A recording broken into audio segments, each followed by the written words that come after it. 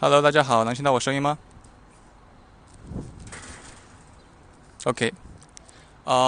行，咱们现在就开始。刚才在调试了一下音量，然后现在咱们正式开始。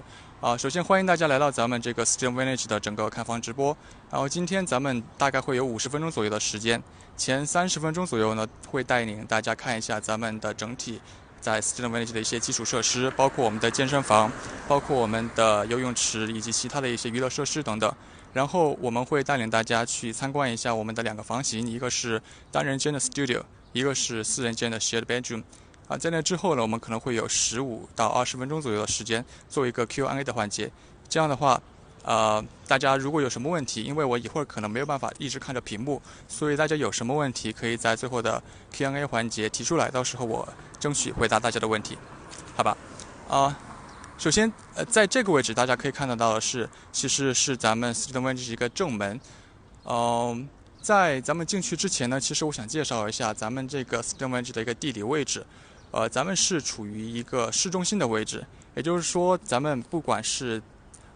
比如说这个方向，我把这个镜头切换一下，稍等啊。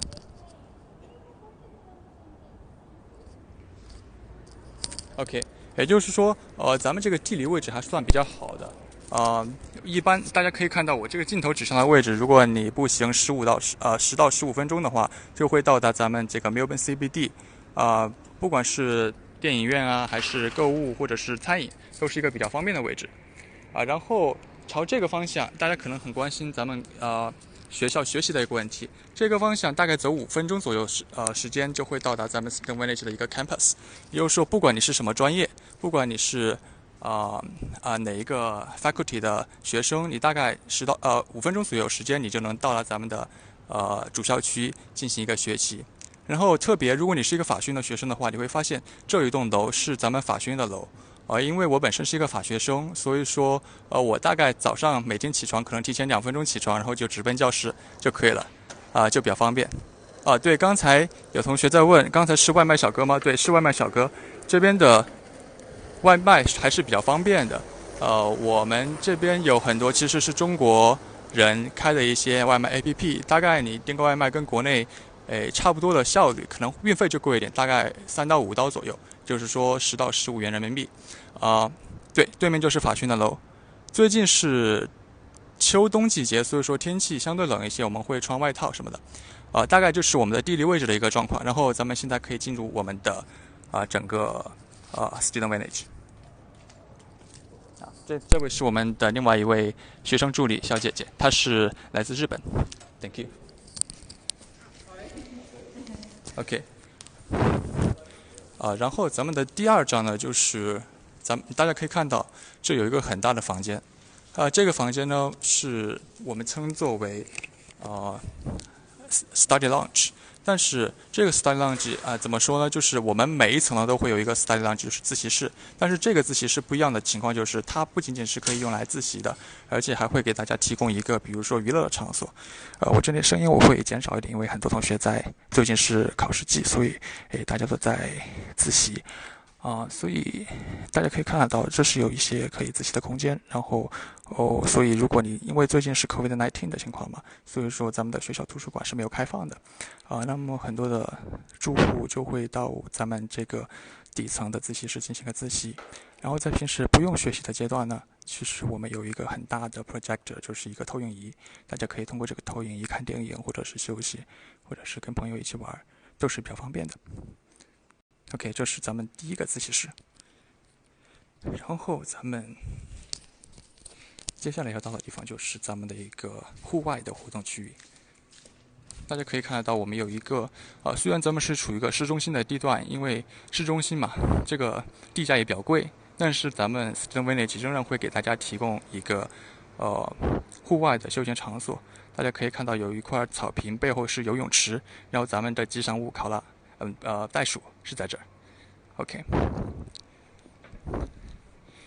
咱们可以看得到的是，这有一个 barbecue 的区域，也就是说，在天气变好的情况下，很多住户其实会到楼下来进行一个烧烤，这些器材都是免费的，可以使用的，所以说还是比较方便的一个基础设施。然后接下来咱们就可以看得到，这是咱们的泳池。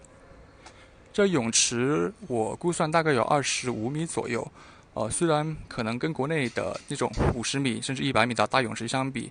没有那么大，但是对我来说还是挺划算、挺够用的。因为我平时进行一个简单的游泳练习，放松一下，学时之后进行一个跟朋友在一起游泳池里玩耍，倒是挺方便的一个地方。而且我们有配备这种太阳椅，在天气好的情况下，大家可以在这儿晒太阳，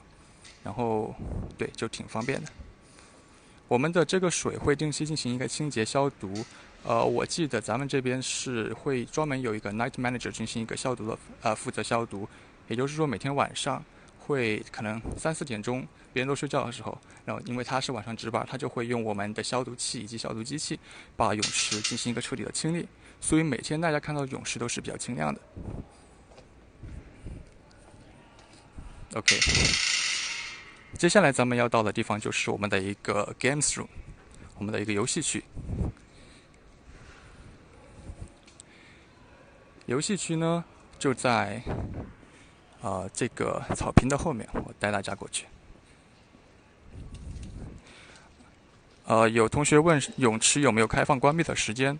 我们泳池的开放时间是早上7点，然后关闭是晚上5点，这是正常情况下。最近呢，是因为这个疫情的原因嘛，所以说我们的这个泳池为了保证大家安全是暂时不开放的。就等疫情好转，咱们维州政府的整个政策开放之后，我们会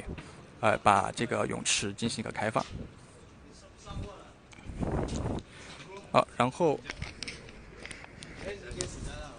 然后大家可以看到是这个房间里面是一个游戏室，等会我们会进入。然后这是我们的后门。OK， 我稍微走慢一点，可能有点晃。大家可以看得到的是，咱们在这个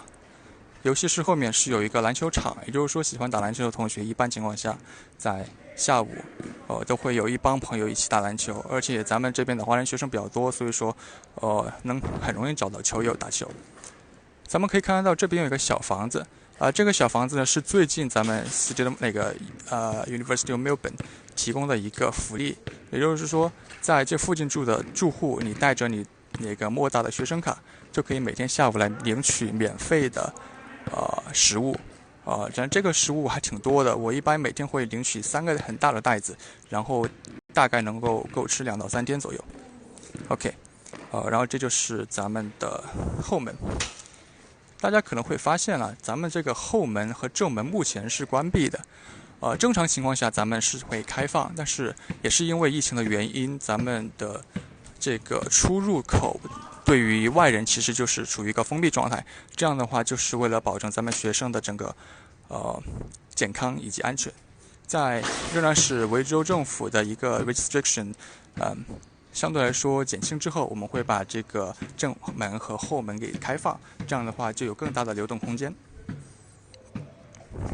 OK， 在这里其实就是咱们的一个游戏室了。大家可以看得到，是我们有一些住户在这儿可以打台球，可以打这个桌上足球，我们这边叫 football， 然后我们还有一个乒乓球桌。所以即使在目前疫情的情况下，我们仍然有一些基础的设施可以给大家提供一些娱乐的机会。然后继续往背后走的话，就可以看到我们有一个很大的厨房，这个公共厨房是免费可以给所有住户使用的。我把这个相机往那边再走一点，可以看得到有个很大的厨房，是所有住户在任何时候都可以免费使用。一般情况下比如说有朋友来这个 Student Village 进行一个聚会，我都会带着我的朋友在下面进行做咱们的中国菜，或者是学做一些西式菜点。并且呢，咱们在每周或者是每2周 Student Village 也会定期的举办一些 cooking 的 events， 也就是说我们会请专业的厨师，意大利的厨师做一些 vegetarian 的菜品，或者是一些有地方特色的菜品。这样的话，咱们的住户就可以进行一个报名，然后来尝试不同的菜品，然后这一切都是免费的。对，活动都是免费参加的。然后这边有2个小房间，我带大家看一下。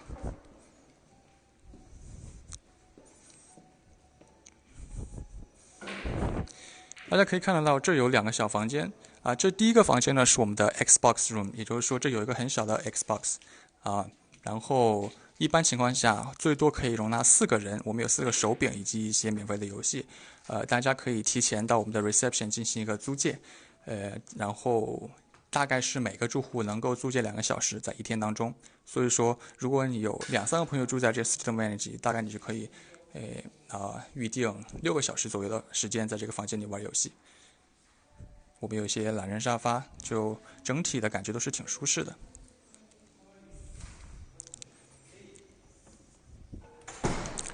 然后第2个房间是我们的一个 music room， 这个 music room 呢有一架钢琴以及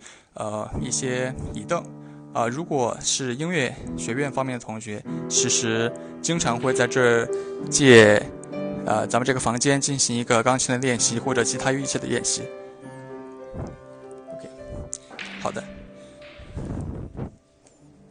对，我们还有钢琴。然后现在我们进入下一个地方。我们有吉他，但是有时候可能吉他的弦会断掉，所以修理的相对可能会每次的 repair 会相对慢一些。不过我们是有吉他进行租借的，只要你发现有损坏的情况，你报告给我们，我们一般都会在网上订最新的吉他弦进行一个补充。OK， 然后这个房间就是咱们的一个健身房。健身房和游泳池是一样，最近因为疫情的原因暂时没有开放，但是仍然是就疫情相对来说控制下来之后，我们就会把所有的公共区域，这种可能涉及到人多的地方给开放给大家，然后大家就可以进行一个享受我们所有完整的一些基础设施。大家可以看得到，我们有一些有基础的跑步机、走步机，以及一些基础的健身设施。可能有一些，比如说运动量比较大的男生觉得这个好像缺少哑铃，但是我们旁边就有一个很近的健身房，价格也比较便宜。所以说，如果你有更强的需求，你就可以直接步行2分钟到更近的健身房去用它的那种杠铃哑铃。但是如果你的运动量就相当于你要调节一下平时的生活，进行一个跑步或者一些基础器械的练习的话，咱们这个健身房是完全足够的。OK。然后细心的同学可能会发现，我们现在这个位置其实是一些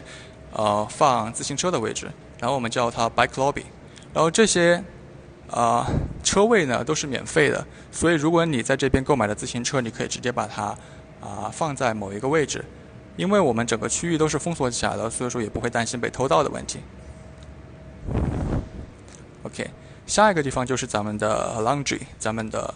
洗衣房。洗衣房，澳洲这边的洗衣房其实都是收费的，一般它会有2个不同的机器，一个是它的 washer， 就是用来洗衣，比如说在国内你要常用的洗衣机，以及有 dryer， 就是你的烘干机，大概这边的价格好像是4刀洗衣服，3刀烘干衣服。但是如果觉得价格比较贵的同学，他们经常是在家里自己准备一些晾衣架，洗完衣服之后就直接拿回家自己晾干就好了，所以说大概价格就会相对便宜很多。有同学在问要怎么把自行车弄到墙上去，我看到有些人他们会选择一些较低的位置。其实你把那个自行车，比如说轮胎滚上去就很方便了。如果男生的话，其实你可以自己搬上去，我觉得这个还是比较容易的。当然，如果有遇到困难的话，可以随时找我们的这个工作人员进行一个帮忙，让他们帮你协调一下位置。外面免费停车，在我们 Student Village 外面是有些停车位，但是那是不属于咱们公寓的。在墨尔本所有的停车位应该都不是免费停车位。但是在周末时间有一些区域它会写上，可能你从早上几点到下午几点你可以免费停车，但是这都是根据维州法规进行一个规定的，就所有的那种公寓设施都没有办法进行一个干预，大概是这个样子。OK，现在咱们回到的区域就是咱们整个 ground floor 的一个公共区域。大家可以看得到，其实这些区域也有一些基础的可以上自习的地方。然后再往前走，这是有一个类似于国内蜂巢一样的咱们的自动收邮件的一个箱子，也就是说你的任何包裹送到咱们 Student Village， 你会收到一个邮件告诉你收到你的包裹到了，然后你下来根据取货码取货就可以。然后大家可以看得到，在那个角落有一个很小的机器，那个机器是一个打印机。也就是说，其实因为在这边你打印东西还是挺麻烦的，你要么去专门的打印店打印，要么可能学校图书馆打印。所以一般情况下，除非你自己买打印机，你都要跑出去。但是我们就提供了一个可以在室内使用的，你随时下来可以打印的打印机。它会收取一定的费用，但是我比较了一下，跟学校图书馆的费用是差不多的，就是说它相对来说比较方便，省了你的距离。OK， 然后在这就是我们的 reception。So here we go. So this is Taylor and this is Maria. They are our customer service, and Taylor is responsible for our events. 就是 Taylor 是负责我们的整体的活动的。你会看到在这个墙上有很多的我们的每周定期活动，都是Taylor 帮忙负责。比如说每周举个例子，我们会有 什么 door drop， 比如说我们会准备一些 snacks 或者是 fruits， 然后把这些放在你们的房间外面。只要你 sign up， 就是我们会目前来说是你有一个 online sign up sheet， 所以你把你的名字写上去之后，我们都会把相应的 snacks 或者 fruits 放在你的房间外面，以及cupcake， 以及我们这周四会有一个 animal farm， 也就是说我们会请到专门的动物饲养员带领他们的动物来到我们的 Student Village。 因为最近的考试期嘛，所以说大家可能压力比较大，所以我们会把小动物请过来帮助大家，比如说 deep pressure 之类的，然后还有小狗以及一些 game slide。 也就是说我们会有各种各样的活动。大家可以看到上面有个 calendar， 我不知道大家能不能看得清楚这个手机的位置有点尴尬。就会有一些不同的活动，也就是说大家可以看到基本上每一天我们都是有活动的，除非一些特殊的时间，可能假日啊什么的，我们会把这个时间空出来，其他时间我们都会安排各种各样的食物的比如说 cooking 的活动，或者是吃东西的活动，或者是一些在外游览参观的活动。同时我们会介绍一些可能外面举办的活动，比如说这个 NGV 就是我们的 National Gallery of Victoria，然后它是一个很大的博物馆艺术馆而且是对学生免费开放的。我们会把类似的这种免费但是又很有意义的活动张贴起来，然后告诉大家，所以同学们其实业余生活的还是挺丰富的。对，然后这个就是我说的每周我们可以去拿免费食物的一个活动，大概就是下午1点到3点，我们就去领取免费的速冻的食物尤其是在考试周，大家可能做饭没那么勤，这些速冻食物都还是挺方便的。OK， 这就是大概是我们的活动。等会儿在走电梯的时候，我们也会看到其他活动，等会儿给大家介绍。Alright, see you later. Yeah, bye. 好的，然后我们现在要进入的就是咱们的第一层为什么去第一层要走楼梯呢？也没有为什么，就是锻炼我的身体。等会我们会坐电梯，会给大家看一下电梯里面有什么东西。然后第一层因为只有1层嘛，所以比较方便然后我给大家看一下第一层有什么特别的地方。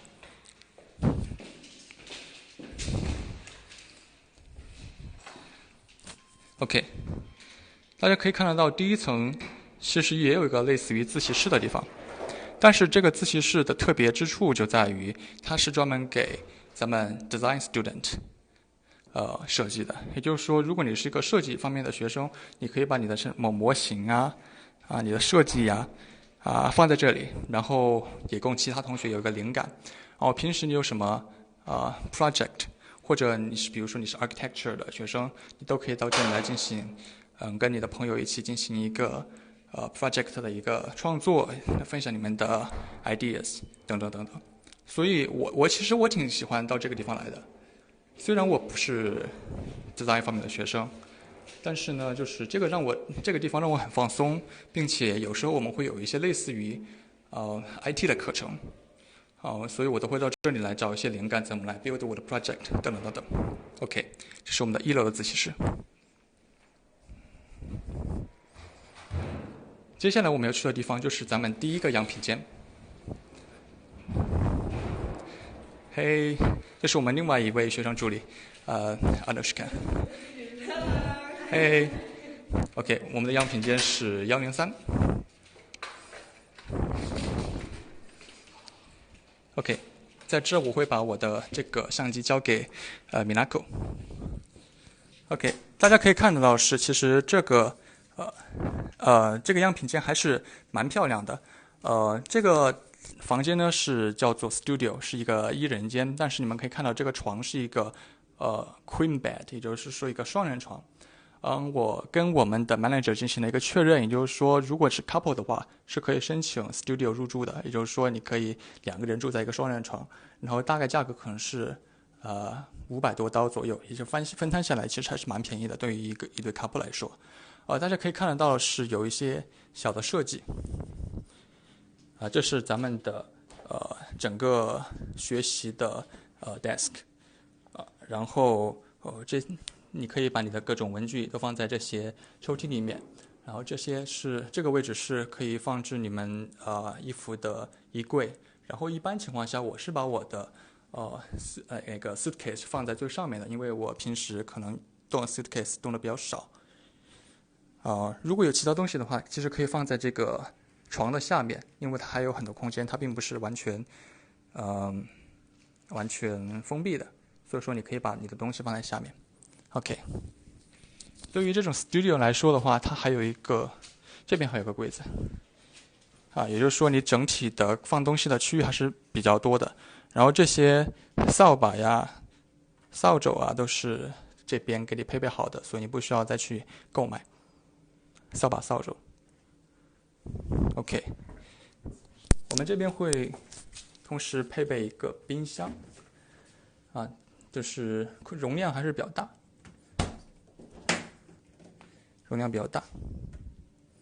OK， 这是咱们的怎么说灶对吧？咱们的4个灶，然后它不是明火，是用的这种怎么形容啊？这应该是那种暗火吧？怎么说？然后这个但它火力还是挺充足的。我一般大概可能1分钟左右时间，它就达到比较大的火力，做饭都没有任何问题。以及我们有个烤箱。有一个微波炉，还有其他一些小的柜子可以用来放餐具、厨具等等等等，就很多位置。然后你可以看得到我们上面也有很多的这种柜子可以放你的餐具等等，就是说每个柜子基本上都是可以打开的。OK， 为了安全问题，我们配备了一个这种防火毯，就是说，所以如果你出现火灾的情况，你可以把这个防火毯拉下来，然后直接扑灭任何的火焰。OK， 这里就是咱们的一个卫生间，挺干净的。然后在这边你可以看得到是咱们浴室的一个区域。对 ，OK。大概就是咱们 studio 的一个情况，然后这边给大家介绍 studio 是咱们目前最小的一个 studio， 就是说如果你需要一个更大的空间的话，我们还有medium size 或者 large size 的 studio，所以整体的空间还是比较足够、比较丰富的。OK， 我们到下一个地方去。OK， 现在我把相机拿回来。有同学在问有没有空调我们这边是没有空调的，因为整体来说加上风扇之后，整体的温度其实没有那么高，然后因为我在这边住了有2年左右的时间，整体来说其实对于空调的需求没有那么大。如果你真的需要空调的话，你可能在咱们附近某些那种出售空调的超市可以看一下自己喜欢的一些空调类型，可以购买进来，都是可以的。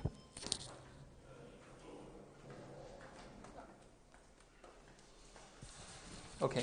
然后现在我们马上要上电梯，所以我们信号可能会中断一下。当我们信号恢复之后，我会跟大家进行下一步的介绍。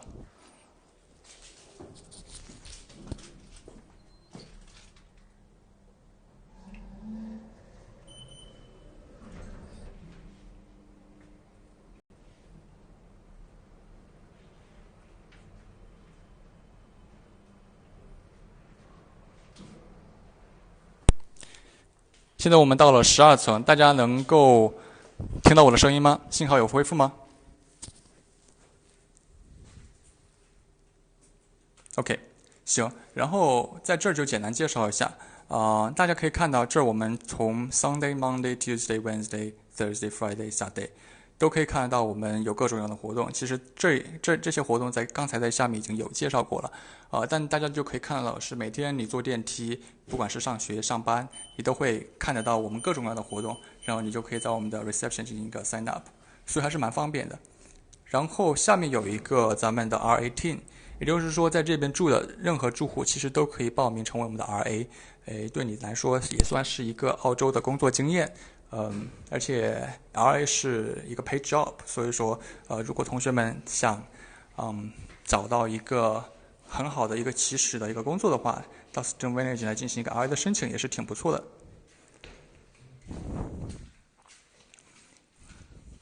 然后这个白板呢，其实就是咱们这一层 RA 写的一些信息，比如说它会告诉你，目前墨尔本有一些什么活动，比如说有一些 free 那个免费的甜甜圈，有一些比如说端午节划龙舟的活动，以及我们有一个 weather forecast 等等等等。然后中间呢是一些我们的 inspirational quotes，比如说就是给你一些鼓励的话。一些就是鼓励你，尤其是在考试周你感觉到压力比较大的时候，会给你一些动力，让你心情好一点。并且我们的 RA 是随时都可以，比如说联系他们的。如果你有什么心情不好或者有什么压力的事，随时可以联系我们，我们都愿意帮你们解决问题。OK， 在这儿我简单再介绍一下，之前不是说我们每一层都有自习室嘛？所以可以看到的是，这是一个在12层是一个小的自习室，在下面的11层是一个大的自习室。也就是说，我们所有自习室都是这样排列的。小的自习室呢，就是对于那些同学可能需要一些个人空间，或者需要听录音、听课堂的 lecture 的话，他们可以到小的自习室进行学习。一些大的自习室呢，就是如果你有一些团队的活动、团队合作，你可以进行一个大的自习室的一个学习。并不是所有的 village 都会配备自习室的，所以这个对于目前尤其是疫情阶段，学生们有考试需求、学习需求来说，是一个非常好的一个特点。OK， 接下来我们要到的是另外一个房间。另外一个房间就是我们的4人间，然后一会儿开门的是我们另外一位学生主力。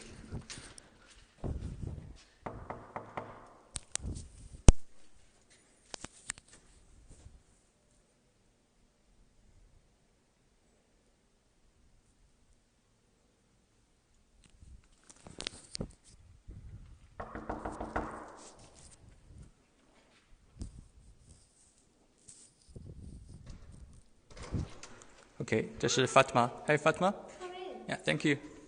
Alright， 这就是一个4人间。大家可以看到的是，这个4人间的整体的公共区域是比较大的，因为它是4个人分享，所以我们配备了一个很大的一个 living room， 有一个很大的沙发，以及有配备电视。这个我猜应该是 Fatma 她自己的 PS4。有餐桌。以及相对来说更大的一个冰箱，咱们的厨房区域。对于4人间来讲的话，我们是配了两个卫生间的。这边是第一个卫生间，然后我在这边给大家看一下另外一边的卫生间。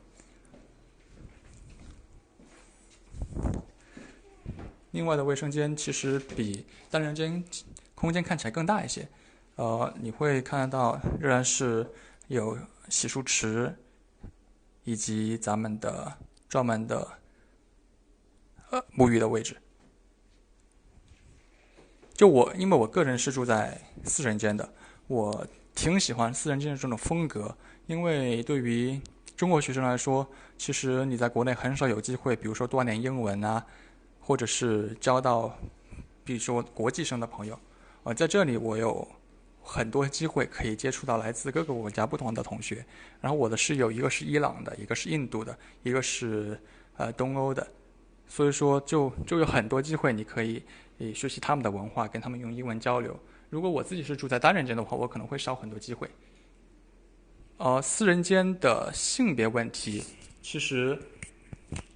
这个你可以自己提出来的，你可以选择说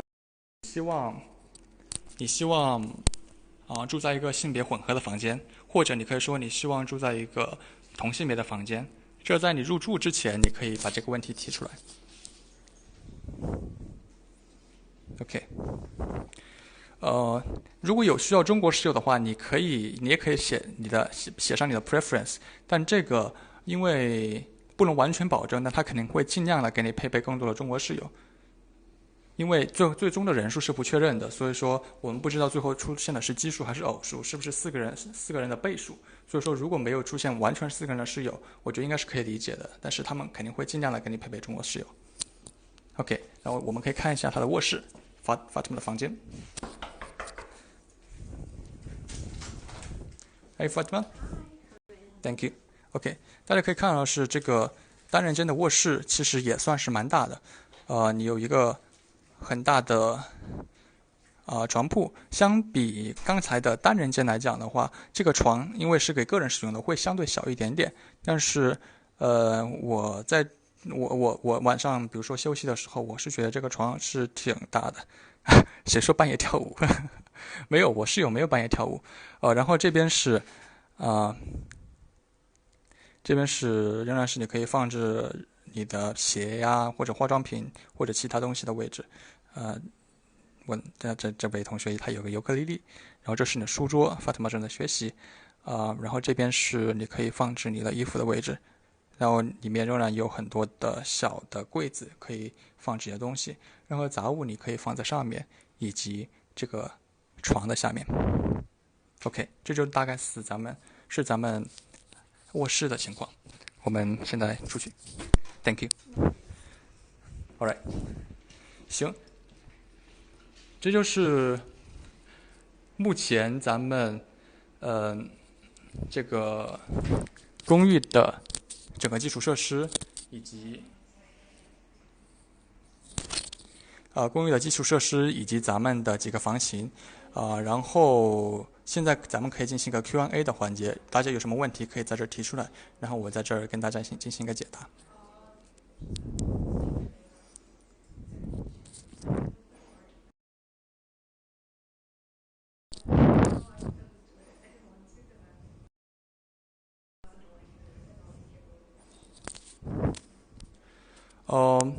四人间的话，目前是，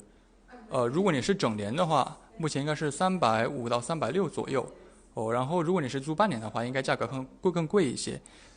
这个价格的话，具体价格的话，大家可以到咱们应该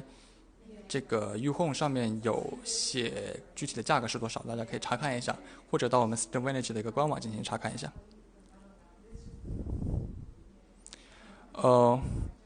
空调的话应该是不会给安装的吧？但是这个其实我还没有跟他们确认。大家如果有这个问题的话，等会儿我可以确认了，然后更新过来，到时候工作人员可以给你们说一下。父母来了能住吗？父母来了能住的问题是这样的，我们的公寓有一个 guest policy，不管什么 guest， 你可以每周住2天左右的2天的时间，有时候超过2天的是不能住的。就是说父母来的话，你可以帮他进行一个2天左右的注册。一般情况下，父母如果过来，我觉得住在你房间，其实2天是一个比较正常的一个时期。那如果有更长需求的话，其实就可以就可能需要住在外面了。现在疫情的特殊政策，目前是这样的，目前咱们不管是 Semester 2还是明年你预定的话，其实有一个 flexible cancellation policy 的，也就是说，如果你因为疫情的原因没法过来的话，你提前告知我们这边，你可以进行一个防性取消的一个申请的，然后大概是提前1个月左右的时间告诉他们就行了。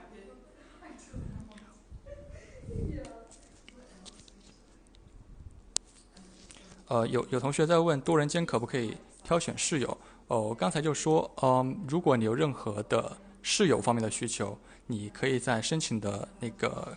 你登录我们的官方网站进行一个申请，在申请过程当中，你可以填写自己的 preference，比如说你不喜欢跟抽烟的人住在一起，你可能你需要跟同性别的住在一起，你希望有什么国籍的住在一起，这样的话，如果我们有符合需求的室友可以给你匹配上，但是这不是100%能保证，因为可能，比如说你这一次，比如说性别没有办法完全给你匹配上，可能因为人数的问题没有达到4的倍数等等等等，但是我们肯定会尽量满足你的要求。有同学在问 four bedrooms 和那个 in-suite four bedrooms 有什么区别？那个 in-suite four bedrooms 它是我记得是有2个卧室是配备了独立卫浴的，也就是说，对于一般的私人间，你进去之后你是跟别人 share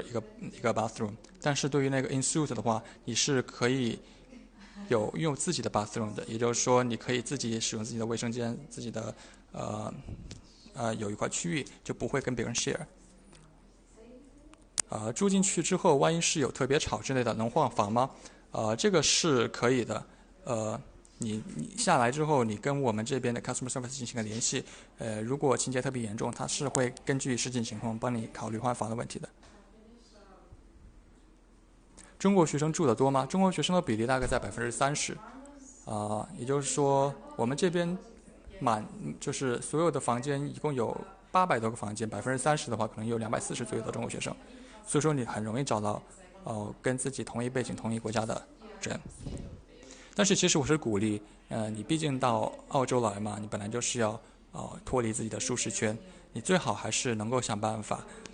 跟这边的 local 学生或者是 international 其他国家的学生进行一个多接触，对你自己是有好处的。有同学问 in-suite four bedroom 一共有几个 bathroom？加上独立卫浴的话，应该是4个吧。有同学问周围的超市、餐厅什么的，咱们这个位置是比较好的。一开始咱们说步行2-3分钟会到达咱们的 campus， 步行5分钟左右是到达咱们的整个市中心的位置。在市中心的话，墨尔本是一个比较特殊的城市，在澳洲，墨尔本和悉尼其实都比较特殊，因为他们的留学生相对来说数量是比较多的。尤其是中国学生数量还算是比较多的，所以说我们这边有很多的中餐厅，你不会担心你饮食上不习惯的问题。而且我们这边也有外卖软件，叫做熊猫外卖或者是 Easy 或者是 Uber Eats，你通过点外卖很容易点到自己喜欢吃的东西。这边的 Melbourne CBD 其实也有，比如说一个很大的 shopping mall， 有电影院，有什么 VR 体验馆等等等等，因为它毕竟是澳洲的一个很重要的城市，所以说这些娱乐设施都还是比较齐全的。房间卫生怎么打扫？房间卫生的话是在你来之前，公寓会负责帮你打扫一次，也就是会保证它入住室的是干净的，是完全干净的。但是在你入住期间的卫生是由你自己负责维持，不会有专门的客户服务人员像酒店一样进行打扫，因为这毕竟是一个学生公寓，所以说肯定是你自己进行一个维持的。会组织学生出去逛墨尔本吗？我们这边会有定期活动，组织去墨尔本的一些涂鸦墙，或者是博物馆，或者是甚至比较远的 St Kilda 的一个海滩，看企鹅等等等等，我们都会有的。如果你要别人帮你清洁的话，肯定是有清洁费用的，因为这边的人工费都还是挺贵的，所以说在你入住期间都是你自己打扫，你走之前，如果你自己没有打扫干净，特别脏的话，你就会被收取清洁费用，就是相应的，对。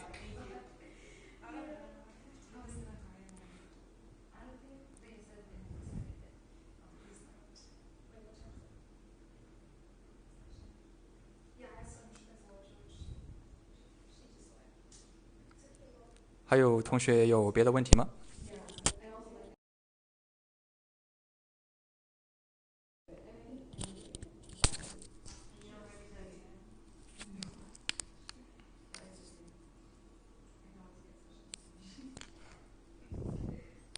嗯，不客气啊。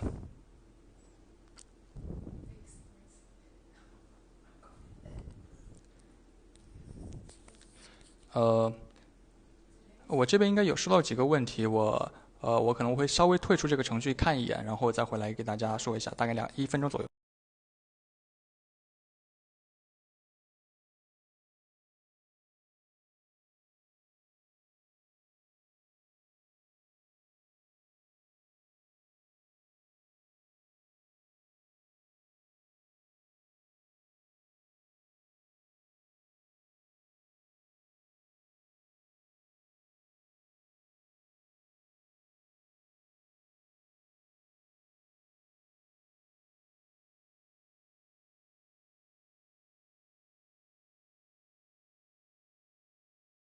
OK，我这边回来了，就是有同学在问关于这个楼层朝向以及楼层的问题，可不可以选？仍然是你可以进行填写你的 preference。如果你希望某一楼层，或者是你希望跟某一些特别人群的人进行一个一起生活的话，可以写出来，然后我们会尽量满足你。对，呃，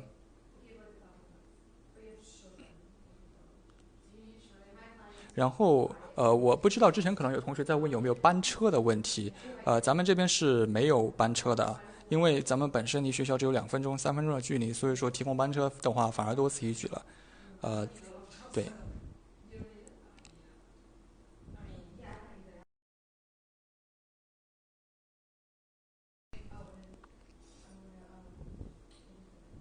看看大家还有什么问题吗？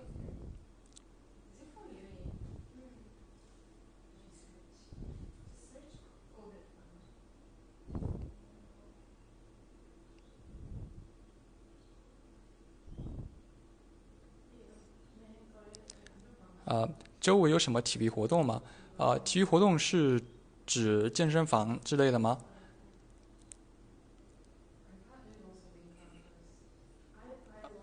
可以简单说一下这边的体育活动，比如说你如果是想加入球赛类，球赛类的话是在墨尔本，你大概坐电车，大概可能十几分左右会到有一个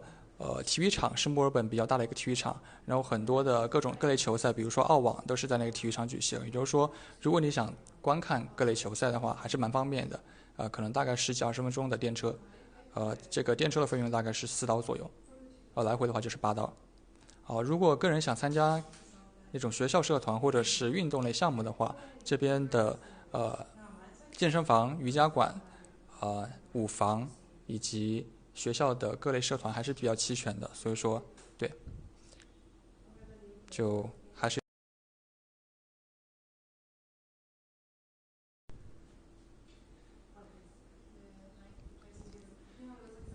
行。如果大家没什么问题，咱们今天的直播就到这里。然后有什么后续问题的话，应该咱们的工作人员也可以给你提供更多的帮助。也谢谢大家观看今天的直播，希望能帮助大家解答了一些疑惑。也期待大家在下学期或者明年能到咱们 Student Village，然后可以有任何问题也可以到了之后随时找我，我是这边的 RA，学生助理。好的，那就今天就这样了，谢谢大家，